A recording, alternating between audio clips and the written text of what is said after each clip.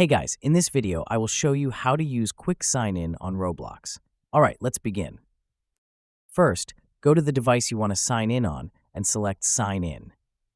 Choose the Quick Sign In option, and a QR code with a code underneath will appear. Do not share these with anyone. If you are already signed in on your phone, open the camera app and point it at the QR code. A Roblox prompt will appear. Tap the prompt to open the Roblox app, then tap Confirm Login. You will now be signed in on your PC or console automatically. Alternatively, you can use the sign-in code instead of the QR code. On the device where you are already signed in, select More. Select Quick Sign In.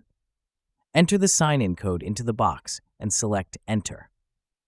So, that's basically how you can use Quick Sign In on Roblox. And that's it for this video. If you find this helpful, consider subscribing and giving this a big thumbs up. Thanks.